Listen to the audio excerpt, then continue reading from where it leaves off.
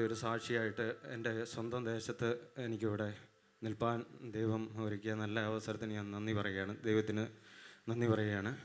ഞാൻ ഒത്തിരി എക്സൈറ്റ്മെൻറ്റിലാണ് നിൽക്കുന്ന കാര്യം എന്ന് വെച്ചാൽ എൻ്റെ മകൻ്റെ ഡെഡിക്കേഷനാണ് ഇവിടെ നടക്കാൻ പോകുന്നത്. ഞാൻ ഇന്നിവിടെ ജീവനോടെ നിൽക്കുമെന്നുള്ളത് ദൈവത്തിൻ്റെ പദ്ധതിയായിരുന്നു. ആ ദൈവമാണ് എൻ്റെ മോനെയും കൊണ്ട് ഇത്രയും അഭിഷിക്തന്മാരുടെ നടുവിൽ, ഇത്രയും ദൈവമക്കളുടെ നടുവിൽ എൻ്റെ സഹോദരങ്ങളൊക്കെ ഇവിടെ നിൽപ്പുണ്ട്. ഞങ്ങളുടെ ജനിച്ചപ്പോൾ മുതലുള്ള ഞങ്ങളുടെ അവസ്ഥകളൊക്കെ അറിയാവുന്ന എൻ്റെ സഹോദരി ഇവിടെ നിൽപ്പുണ്ട്. ഞാൻ ഒത്തിരി സന്തോഷിക്കുന്നു. അവരുടെ എല്ലാം മുമ്പിൽ വെച്ച് തന്നെ ഈ ഒരു ശുശ്രൂഷ നടത്താൻ ദൈവം ഭാഗ്യം തന്നതിന് ഞാൻ ദൈവത്തിന് നന്ദി. എന്തോരം പറയണമെന്ന് എനിക്കറിയത്തില്ല. ഞാൻ പെട്ടെന്ന് പാഷനെ സാക്ഷ്യം പറയാൻ വിളിച്ചപ്പോൾ ഞാൻ അളിയൻ തുടങ്ങി വെച്ചപ്പം, കർത്തദാസൻ തുടങ്ങി വെച്ചപ്പം എൻ്റെ സാക്ഷ്യം കൂടെ ചേർത്ത് പറഞ്ഞപ്പോൾ ഞാൻ പൊട്ടി കരഞ്ഞു പോയി അവിടെ ഇരുന്ന്. കാരണം എനിക്ക് പിടിച്ച് നിൽക്കാൻ പറ്റിയില്ല. കാരണം ഞാൻ അതൊരു ഭയങ്കര സാക്ഷ്യമായിട്ട് ഞാൻ അത് ഇപ്പോൾ ഇവിടെ പറയുകയാണ്. കാര്യം എന്താ വെച്ചാൽ ഞാൻ കർത്തദാസനെ ഒത്തിരി തെറി പറഞ്ഞ ആളാണ്, മദ്യപിച്ചിട്ട്. ഒത്തിരി എന്ന് പറഞ്ഞാൽ ഒത്തിരി. എൻ്റെ സഹോദരി ഇവിടെ ഇരിപ്പുണ്ട്. എനിക്ക് ഭക്ഷണം വിളമ്പി തന്നത് ഞാൻ എടുത്തെറിഞ്ഞിട്ടുണ്ട്.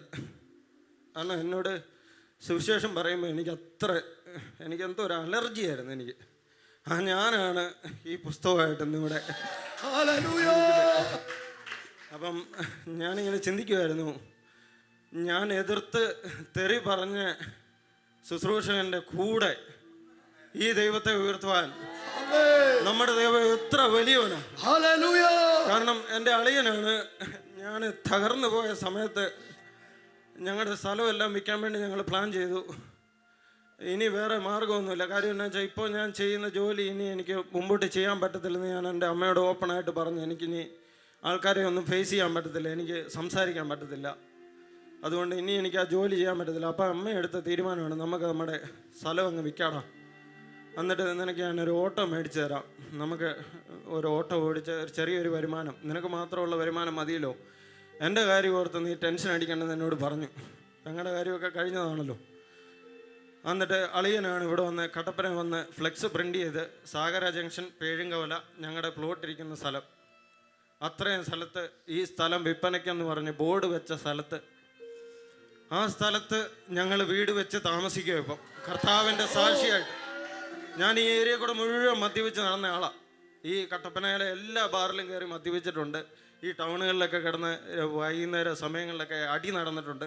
ഓട്ടോക്കാരുമായിട്ട് വാക്ക് തർക്കങ്ങൾ നടന്നിട്ടുണ്ട്.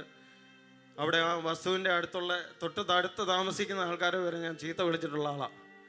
ഞാനിന്ന് അവിടെ ആരെങ്കിലുമൊക്കെ ചീത്ത പറയുകയോ അല്ലെങ്കിൽ വഴിയിൽ ആരെങ്കിലും മദ്യപിച്ച് നിലമുണ്ടാക്കുകയോ ചെയ്താൽ അവരെ ചെന്നേച്ച് തോളെ തട്ടി ശാന്തമാക്കാനുള്ള ഒരു ദൈവകൃപ ദൈവം എനിക്ക് തന്നു.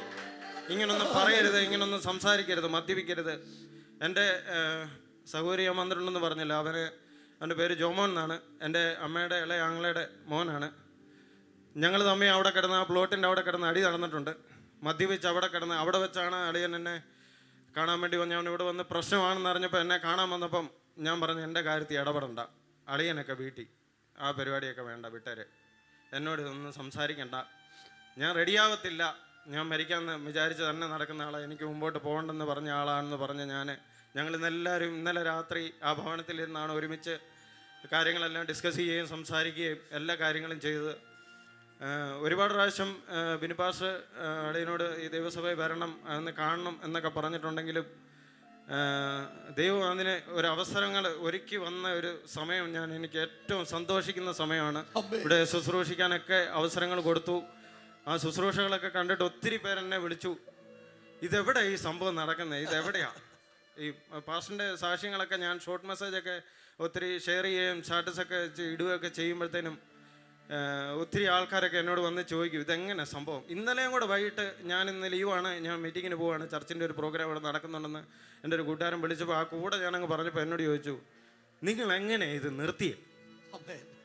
ഞാൻ പുകവലി എന്ന് പറഞ്ഞു കഴിഞ്ഞാൽ ചെയിൻ സ്മോക്കറായിരുന്നു. ഒരു ദിവസം ഞാൻ 2.5 പാക്കറ്റ് സിഗരറ്റൊക്കെ വലിച്ച് തീർന്നിട്ടുണ്ട്. രാത്രി ഉറക്കമില്ലാതെ ഡിപ്രഷൻ എന്ന് പറഞ്ഞാൽ അത് എങ്ങനെ എനിക്ക് പറയണമെന്ന് അറിയത്തില്ല. ഞാൻ എൻ്റെ മീശ ഇങ്ങനെ ഇങ്ങനെ ആലോചിച്ച് ഇങ്ങനെ കിടന്ന് പിരിച്ച് ഞാൻ ഷൈൻ പാഷനോട് കഴിഞ്ഞ ദിവസം പറഞ്ഞു, പാഷേ എൻ്റെ ഈ മീശയുടെ ഒരു സൈഡ് മുഴുവൻ പൊഴിഞ്ഞു പോയതായിരുന്നു. അപ്പോൾ എന്നോട് ചോദിച്ചു, എന്തെങ്കിലും അലർജി ആയിരുന്നു? ഞാൻ പറഞ്ഞു, അല്ല, ഡിപ്രഷൻ കാരണം ഇങ്ങനെ ഇരുന്ന് പിരിച്ച് ഇങ്ങനെ മൊത്തം പൊഴിഞ്ഞു. അപ്പോൾ പിന്നെ ഇതെങ്ങനെ വന്നു? വല്ല മെഡിസിൻ വല്ലതും ഉപയോഗിച്ചോ? ഇല്ല. ദൈവം വിടുവിക്കുമ്പോൾ കംപ്ലീറ്റ് ആയിട്ടാണ് വിടുവിക്കുന്നത്. നഷ്ടപ്പെട്ടത് മുഴുവൻ എനിക്ക് തിരിച്ചു തന്നു. ഞാൻ ഇനി റീറ്റെയിൽ ഇൻഡസ്ട്രിയിൽ സെയിൽസിൽ ജോലി ചെയ്യലെന്ന് പറഞ്ഞ ഞാൻ സെയിൽസ്മാൻ ആയിട്ടിരുന്ന് ഞാൻ ഇന്ന് കുറച്ച് ടീമിനെ നയിക്കുന്ന ഒരു സെയിൽസ് മാനേജറായിട്ടാണ് വർക്ക് ചെയ്യുന്നത്. അതായത് അവരുടെ കൈ നിൽക്കാത്ത കേസ് എൻ്റെ കൈ വരും. ഞാനത് സംസാരിച്ച് ക്ലോസ് ചെയ്യും. ഇത് ദൈവകൃപയാണ്. ഞാൻ ഈ പുസ്തകം എടുത്തുകൊണ്ടാണ് ഞാൻ ഇവിടെ നിന്ന് ഉറപ്പിച്ച് പറയുക. അല്ലേ ഞാൻ തീർന്നു പോയേനെ. ഞാൻ എൻ്റെ അഡ്രസ്സ് പോലും ഇവിടെ കാണുകയില്ലായിരുന്നു. കാരണം എൻ്റെ പിതാവിൻ്റെ ഒരു കാര്യം കൂടെ ഞാൻ പറയാം. എൻ്റെ പിതാവ് ഭയങ്കര മദ്യപാനിയായിരുന്നു. ഞങ്ങൾ ഇവിടുന്ന് ഒരു 12 കിലോമീറ്റർ മാറി മേപ്പാറ എന്ന് പറഞ്ഞൊരു സ്ഥലത്താണ് ഞാൻ ജനിച്ചു വളർന്നത്. എൻ്റെ പിതാവ് ഭയങ്കര ഒരു മദ്യപാനിയായിരുന്നു. വീട്ടിൽ മദ്യപിച്ച് നടക്കുന്ന ഒരു വഴക്കിനിടയ്ക്ക് അമ്മയെ വാക്കത്തി എടുത്ത് വെട്ടാൻ തുടങ്ങിയപ്പോൾ അമ്മയെ തടുത്ത് ഇറങ്ങി ഓടി. ആ വാശിക്ക് ഞങ്ങൾ 3 മക്കളായിരുന്നു. 3 മക്കൾക്കും ഞങ്ങൾക്ക് പാലിനകത്ത് അമ്മയോടുള്ള വാശിയുടെ പുറത്ത് വാശിപ്പുറത്ത് ചെയ്താൽ ഈ വാശി തന്നെയായിരുന്നു എനിക്കും. അത് ഈ മരിക്കണം എന്നുള്ളൊരു വാശി, മറ്റുള്ളവരുള്ള വാശി കൊണ്ടാണ് ഞാൻ മരിക്കാൻ പോയത്, അല്ലാതെ എനിക്ക് മരിക്കേണ്ട കാര്യമില്ലായിരുന്നു. അപ്പോൾ ഈ വാശിപ്പുറത്ത് എൻ്റെ പിതാവ്, ഞങ്ങൾക്ക് 3 മക്കളായിരുന്നു, 3 പേർക്കും വിഷം കലക്കി തന്നു. 1992 ഈ സംഭവം നടക്കുന്നത്. മേപ്പാറ എന്ന് പറയുന്ന സ്ഥലത്ത്, കട്ടപ്പനയിൽ നിന്ന് 12 കിലോമീറ്റർ അപ്പുറം മേപ്പാറ എന്ന് പറഞ്ഞ സ്ഥലത്താണ് ഈ സംഭവം നടക്കുന്നത്.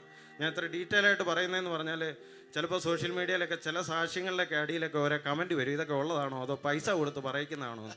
അപ്പം ഇനി ആർക്കെങ്കിലും എന്തെങ്കിലും ഇത് മീഡിയയിലൂടെ ഇനി നാളെ ഒരു സമയത്ത് കട്ട് ചെയ്ത് വരുമ്പോൾ ഷോർട്ട് വീഡിയോ ആയിട്ട് വരുമ്പോൾ സംശയം തോന്നിയാൽ ഇവിടുന്ന് 12 ഇവിടുന്ന് ബസ്സുണ്ട്. സെൻറ്റ് ജോൺസ് എന്നും പറഞ്ഞ് അൽഫോൺസ എന്നും പറഞ്ഞ് ബസ് പോകുന്നുണ്ട്. മേപ്പാറ എന്ന് ബോർഡ് വെച്ച് അവിടെ ചെന്നൊന്ന് അന്വേഷിച്ച് നോക്കണം. അപ്പം ഞാൻ പറയുന്നതിലും കൂടുതൽ കാര്യങ്ങൾ അവിടെ ഉള്ളവർക്ക് പറയാൻ കാണും. കാരണം എൻ്റെ പിതാവിനെ നേരിട്ട് അറിയാവുന്ന ആൾക്കാർ ഒത്തിരി പേര് അവിടെ ഉണ്ട്. എൻ്റെ പിതാവ് ഇപ്പോഴും മരിച്ചിട്ടില്ല, ഇവിടെ തന്നെയുണ്ട്, ഈ അടുത്ത പ്രദേശങ്ങളിലൊക്കെ തന്നെയുണ്ട്. അപ്പോൾ ഞങ്ങൾക്ക് അന്ന് വിഷം കലക്കി തന്നു. അത് മരിച്ചു പോകത്തക്ക രീതിയിലുള്ള കടും വിഷമായിരുന്നു ഞങ്ങൾക്ക് തന്നത്. അതിൽ ഞങ്ങൾ 3 മക്കളായിരുന്നു. ഒരു സഹോദരി അന്ന് 3.5 വയസ്സുള്ള ഒരു സഹോദരി അന്ന് മരണപ്പെട്ടു പോയി. പക്ഷെ അന്ന് എന്നെ മരണത്തിൽ നിന്ന് വിടുവിച്ച് ഞങ്ങളെ ഇവിടെ കൊണ്ടുവന്ന ദൈവം, ഞങ്ങൾ ഈ കർത്താവിൻ്റെ മാർഗത്തിലേക്ക് തിരിച്ചപ്പോൾ അമ്മയാണ് ആദ്യം വന്നത്. എനിക്ക് ഒട്ടും ഇഷ്ടമില്ലാത്തൊരു ഒരു ശുശ്രൂഷയായിരുന്നു. ഈ പാസ്റ്റർമാരെയും ഈ ബെന്തിക്കോസുകാരെയും സത്യം പറഞ്ഞാൽ ഓപ്പണായിട്ട് പച്ചയ്ക്ക് പറയല, ബെന്തിക്കോസുകാരെ എനിക്ക് ഒട്ടും ഇഷ്ടമല്ലായിരുന്നു. ഞാൻ പാസ്റ്റർമാരെയൊക്കെ ഒത്തിരി പരിഹസിക്കുകയും കളിയാക്കുകയും ചീത്ത വിളിക്കുകയൊക്കെ ചെയ്ത കാര്യം എന്താണെന്ന് വെച്ചാൽ, നമ്മളോട് കുറേ കാര്യങ്ങൾ വിട്ടുമാറി നമ്മളിങ്ങനെ ജീവിക്കണമെന്നൊക്കെ പറയുമ്പോൾ എനിക്ക് ഭയങ്കര ഒരു ഇറിറ്റേഷനായിരുന്നു. കാര്യം എന്താണെന്ന് വെച്ചാൽ, ഒരു ചോറ് കഴിക്കാൻ പോയിരുന്നു കഴിഞ്ഞാൽ അത് വിളമ്പി വെച്ചാലും തിന്നാൻ സമ്മതിക്കുകയല്ലോ, പ്രാർത്ഥിക്കണമെന്ന് പറയും. എവിടെയെങ്കിലും പോകാനായിട്ട് ഇറങ്ങിക്കഴിഞ്ഞാൽ നമ്മൾ പാർട്ടി ഷർട്ട് വിട്ട് റെഡിയായി പോകുന്നു, അന്നേരം പ്രാർത്ഥിക്കാൻ നിൽക്കുന്നു.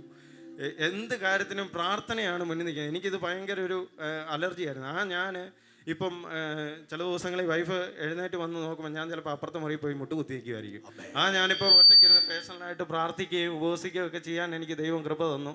അപ്പോൾ അന്ന് മരിച്ചു പോകാത്ത ഞാൻ ഈ ഡിപ്രഷൻ കയറി ആത്മഹത്യ ചെയ്യണമെന്ന് തീരുമാനിച്ചപ്പം അന്ന് എനിക്ക് മനസ്സിലോട്ട് വന്നത്, ഇത് ആത്മഹത്യയാണെന്നൊരു മനുഷ്യനും അറിയാതെ ഒരു അപകടകരമായിട്ട് തീരണമെന്നായിരുന്നു ആഗ്രഹം. അപ്പോൾ അന്ന് ഞാൻ ഡിപ്രഷൻ അടിച്ചിങ്ങനെ കൂട്ടുകാരെല്ലാം ഉറങ്ങാൻ വേണ്ടി വെയിറ്റ് ചെയ്യും, മദ്യവെച്ചിങ്ങനെ ലെക്ക് കെട്ടിരിക്കും, സിഗരറ്റ് ഇങ്ങനെ കണ്ടിന്യൂസ് ആയിട്ട് സിഗരറ്റ് വലിക്കാനുള്ള വേദന ഞാൻ കഥ തുറന്ന് വെളിയിലിറങ്ങി സിറ്റൗട്ടി ഇരിക്കും. ഒരു പാക്കറ്റൊക്കെ തീരുമ്പോഴത്തേക്കും അടുത്ത് മേടിക്കാനെന്നുള്ള ഇതിൽ ചിലപ്പോൾ ആരെങ്കിലുമൊക്കെ എഴുന്നേറ്റ് ഞാൻ പറയും സിഗരറ്റ് മേടിച്ചുകൊണ്ട് വരാമെന്ന് പറഞ്ഞ് വണ്ടി എടുത്ത് സൈലൻ്റ് ആയിട്ട് അങ്ങ് പോകും. MC റോഡ് വഴി അങ്ങോട്ടും ഇങ്ങോട്ടും വണ്ടിയിലെ പെട്രോൾ തീർന്ന് എവിടെയാണ് നിന്ന് കിടന്ന് ഉറങ്ങുന്നതെന്ന് പോലും എനിക്കറിയത്തില്ല. ഞാനിങ്ങനെ KSRTC ബസ് വരുമ്പം മനഃപൂർവ്വം സെൻട്രൽ ലൈൻ പിടിച്ച് ഞാൻ കണ്ണടച്ചു വരെ എനിക്കൊരു വാഗണർ കാറുണ്ടായിരുന്നു, ഞാൻ കണ്ണടച്ചു വരെ ഞാൻ MC റോഡ് വഴി ഡ്രൈവ് ചെയ്ത് നോക്കി. കാരണം എന്നിട്ട് പോലും എന്നെ അപകടത്തിൽ, എനിക്കറിയത്തില്ല ഈ വണ്ടി ആരാ കറക്റ്റ് ചെയ്ത് വിടുന്നത് തിരിച്ചു വിടുന്നത്, അന്നത്തെ ഇതിൽ എനിക്കറിയത്തില്ല. പക്ഷേ ഇന്ന് ഓർക്കുമ്പോൾ എനിക്ക് ആ ദൈവത്തിൻ്റെ സ്നേഹം ഓർക്കുമ്പോൾ, അപ്പം ഇന്ന് ഞാനിവിടെ ഇത് ഓപ്പണായിട്ട് ഞാൻ പറഞ്ഞില്ലെങ്കിൽ ദൈവത്തോട് ഞാൻ കാണിക്കുന്ന നന്ദികേടായിട്ട് മാറും. പിന്നെ ഒരിക്കൽ ഞങ്ങൾ ഈ 2024 ജനുവരിയിൽ ഒരു കല്യാണത്തിന് ഞാനും അളിയനോട് കൊട്ടാരക്കരയ്ക്ക് പോയി. അപ്പോൾ അന്ന് KSRTC സ്വിഫ്റ്റ് ബസ്സിലാണ് കയറിയ, പുതിയ ബസ്. അപ്പോൾ അന്ന് ഭയങ്കര വെട്ടിയും പുകയായിട്ട് കൊട്ടാരക്കരയിൽ നിന്ന് വണ്ടി കോട്ടയത്തിന് വന്നുകൊണ്ടിരിക്കുമ്പോൾ അപ്പോൾ അളിയൻ പറഞ്ഞു, വെടിയും ദൈവം സർവീസാണല്ലോ, സൂപ്പർ വണ്ടിയാണ്. വണ്ടിയെപ്പറ്റി ഇങ്ങനെ പറഞ്ഞുകൊണ്ടിരുന്നപ്പോൾ ഞാൻ ഈ ആത്മഹത്യ ചെയ്യാൻ പോയ സംഭവമൊക്കെ എൻ്റെ മനസ്സിലിങ്ങനെ വരും. ഞാൻ അന്ന് അളിയനോട് പറഞ്ഞു, ഇപ്പോഴത്തെ ഈ പാട്ടവണ്ടിയൊന്നും അല്ല, ഇപ്പോഴത്തെ പണ്ട് ഓടിക്കൊണ്ടിരുന്ന പാട്ടവണ്ടിയൊന്നും അല്ല, ഇപ്പോൾ ഈ സ്വിഫ്റ്റ് ബസ്സൊക്കെയാണ്. ഞാനന്ന് പോയ വഴിക്ക് വന്നെങ്കിൽ ഇപ്പം ഞാൻ ഈ സീറ്റാ കാണുകയില്ലായിരുന്നു എന്ന് പറഞ്ഞു. ദൈവം എന്നെ അന്ന് വിടുവിച്ചുകൊണ്ടാണ് ഞാനിപ്പോൾ ഇവിടെ ഇരിക്കുന്നതെന്ന് പറഞ്ഞു. ആ സംഭവം പറഞ്ഞു. അതിനുശേഷം ഞങ്ങൾ ഭവനമൊന്നുമില്ല, ഞാൻ വിവാഹം കഴിച്ചു കയറുന്ന വാടക വീട്ടിലേക്കാണ്. എൻ്റെ അച്ചായിയും അമ്മച്ചിയൊക്കെ ഇവിടെ ഇരിപ്പുണ്ട്, വൈഫിൻ്റെ അമ്മയും അച്ചായിയും അനിയത്തിയൊക്കെ ഇവിടെ ഇരിപ്പുണ്ട്. ഞങ്ങൾ വാടക വീട്ടിലേക്ക് കയറുന്നത് ഇവിടെ അന്ന് കല്യാണത്തെ സംബന്ധിച്ച് എല്ലാവർക്കും അറിയാവുന്ന കാര്യമാണ്. അവിടെ ഞങ്ങൾ വേദനയായിട്ടും മുറിവപ്പെട്ട് ഒരു വാടകയുടെ കാര്യങ്ങളും എനിക്ക് ജോലിയുടെ കാര്യങ്ങളൊന്നും റെഡിയല്ല. ഇങ്ങനെ പോയ സമയത്ത് അമ്മ യാദൃശ്യമായിട്ടൊരു പാലക്കാട് ഒരു വീട്ടിൽ ജോലിക്ക് പോയി. അവിടുത്തെ ആൻറ്റി ഈ കാര്യങ്ങളൊക്കെ കേട്ട് കഴിഞ്ഞപ്പോഴത്തേക്ക് ആൻറ്റിക്ക് മനസ്സിലിവ് തോന്നി. ഞങ്ങളന്ന് സ്ഥലം വിൽപ്പനയ്ക്കെന്ന് പറഞ്ഞ് ഫ്ലെക്സ് വെച്ച അതേ സ്ഥലത്ത് 1 രൂപ പോലും ലോൺ പോലും എടുക്കാതെ ആരോരും വായ്പ മേടിക്കേണ്ട ദൈവം അനുവദിച്ചില്ല. ഞങ്ങൾക്ക് മനോഹരമായൊരു ഭവനം ഈ ദേശത്ത് ദൈവം തന്നു. കർത്താവിൻ്റെ സാക്ഷിയായിട്ട് ഞങ്ങളെ ഇവിടെ ഏറ്റവും മാനിച്ചു. എനിക്ക് ബിനുപാഷനോട് എങ്ങനെയാണ് എനിക്ക് നന്ദി. ദൈവം കഴിഞ്ഞാൽ ഞാൻ ഏറ്റവും കൂടുതൽ ഞാൻ സ്നേഹിക്കുക, ഞാൻ ഏറ്റവും ഞാൻ എൻ്റെ അളിയൻ പ്രസംഗത്തിലൂടെ പറഞ്ഞു, ഞാൻ ഒരുത്തൻ്റെ മുന്നിലും ഞാൻ തല കുനിക്കത്തില്ലായിരുന്നു. കാര്യം എന്താ വെച്ചാൽ പാസ്റ്റർമാരോടുള്ള ഈ വൈരാഗ്യം, ഈ ദേഷ്യം, ഈ സംഭവങ്ങളോടുള്ള ഒരു എതിർപ്പ് കാരണം ഞാൻ ആര് പറഞ്ഞാലും ഞാൻ അംഗീകരിക്കുവോ അല്ലെങ്കിൽ ഇങ്ങോട്ട് പാടാന്ന് പറഞ്ഞാൽ ഞാൻ അങ്ങോട്ട് പോവല്ലാതെ ഞാൻ ചീത്ത പറയുകയല്ലാതെ. പാസ്റ്റർ എന്നോട് ചോദിച്ച ഒരൊറ്റ ചോദ്യം എന്നെ ബ്രേക്ക് ചെയ്ത് കളഞ്ഞു. ആളെയും തന്നെ സാക്ഷ്യം പറഞ്ഞല്ലോ, ഞങ്ങൾ ഒത്തിരി സ്ഥലത്ത് ഒത്തിരി സഭയിലും കാര്യങ്ങളിലെല്ലാം പോയി. പക്ഷേ അവിടെയൊന്നും ദൈവപ്രവൃത്തി ഇല്ലെന്നല്ല, ഞാൻ ഒരിക്കലും പറയത്തില്ല, അവിടെയെല്ലാം ദൈവപ്രവൃത്തി നടന്നിട്ടുണ്ട്. പക്ഷേ എന്നോട് ദൈവം ഇടപെട്ടത് ബിനുപാസ്റ്ററിലൂടെയാണ്. എൻ്റെ മനസ്സ് വായിച്ച് എന്നോട് സോഫ്റ്റായിട്ട് എന്നോട് കാര്യങ്ങൾ പറഞ്ഞു തന്ന് എന്നെ അവിടെ പിടിച്ചെടുത്ത്. എനിക്ക് അന്നേരം ദേഷ്യം വരുന്നുണ്ടെങ്കിലും പാസ്റ്ററിൻ്റെ ഒരു പുഞ്ചിരിയുണ്ട്, അത് പാസ്റ്ററിന് മാത്രമേ കാണിക്കാൻ പറ്റത്തുള്ളൂ. ആ ഒരു ഒറ്റ പുഞ്ചിരിയിൽ എനിക്ക് ദേഷ്യം വരുന്നെന്ന് കാണുമ്പോൾ പാസ്റ്റർ ഒന്ന് സൈലൻ്റ് ആയിട്ടിരുന്നിട്ട് ഒന്ന് പുഞ്ചിരിക്കും, എന്നോട് കാര്യങ്ങൾ പറഞ്ഞു തരും. എന്നെ പോകേണ്ടുന്ന വഴി, ദൈവത്തിൻ്റെ വഴി എന്നെ പിന്നെ കാണിച്ചു തന്ന് എന്നെ കൈ പിടിച്ച് നടത്തി എന്നെ ഇത്രയും കൊണ്ടുവന്നു. എൻ്റെ മോളാണ് നിൽക്കുന്ന ആലിയ മോള്, LKG പോകാൻ തുടങ്ങി. മോൻ്റെ ഡെഡിക്കേഷനാണ് ഇന്ന് നടക്കാൻ പോകുന്നത്. അപ്പം ഞാൻ മനസ്സ് തകർന്ന് എല്ലാം തീർന്നെന്ന് കൈവിട്ട് എല്ലാം അവസാനിച്ചു, ഇനി മരിച്ചാൽ മതിയെന്ന് മാത്രം പ്രതീക്ഷയോടെ, അല്ലെങ്കിൽ എന്തെങ്കിലും ഒരു പ്രശ്നങ്ങൾ വരുമ്പോൾ ഇനി മരിച്ചാൽ മതിയെന്ന് എന്തെങ്കിലും ഒരു തോന്നൽ വരുമ്പം ഞാൻ ഒരൊറ്റ കാര്യം പറയാം. നിങ്ങൾ ഈ പുസ്തകം എടുത്തേച്ച് നിങ്ങൾക്ക് വായിക്കുമ്പോൾ ചിലപ്പോൾ ആദ്യം ഒന്നും പിടികിട്ടത്തില്ല. ചിലപ്പോൾ നിങ്ങൾക്ക് ഒരു 5 മിനിറ്റ് പോലും ഇത് വായിക്കാനോ കണ്ടിന്യൂ ചെയ്യാനോ പറ്റത്തില്ല, പ്രാർത്ഥിക്കാൻ ചിലപ്പോൾ പറ്റത്തില്ല. പക്ഷേ നിങ്ങൾ ഈ വിശ്വാസം മുറുകെ പിടിക്കണം, ഈ യേശുവിനെ പിന്തുടരണം. നിങ്ങൾ ഒരിക്കലും പരാജയപ്പെട്ടു പോകത്തില്ല. നിങ്ങൾ എവിടെയൊക്കെ പരാജയപ്പെട്ടോ അതേ സ്ഥലത്ത് തന്നെ തിരിച്ചു പിടിച്ച് ദൈവം കൊണ്ട് നിർത്തും. എൻ്റെ ജോലിയെല്ലാം എനിക്ക് തിരിച്ചു കിട്ടിയത് അത് ഏറ്റവും വലിയൊരു സാക്ഷ്യമാണ്. അതെൻ്റെ ഈ സ്വന്തം നാട്ടിൽ തന്നെ എനിക്കത് പറയാൻ സാധിച്ചതിൽ ഞാൻ ഏറ്റവും സന്തോഷിക്കുന്നു. എനിക്കിങ്ങനെ ഒരു അവസരം തന്ന ബിനുപാസ്റ്ററിനോട് ഏറ്റവും നന്ദി പറയുന്നു. ഇവിടെ പ്രതീക്ഷയോടെ കടന്നു വന്ന് നിങ്ങളാരും ഇന്ന് വിഷമിച്ച് കടന്നു പോകേണ്ടി വരത്തില്ല. ദൈവം നിങ്ങൾക്ക് വേണ്ടി അത്ഭുതം പ്രവർത്തിക്കും. വിശ്വാസത്തോടെ ഇരിക്കുക.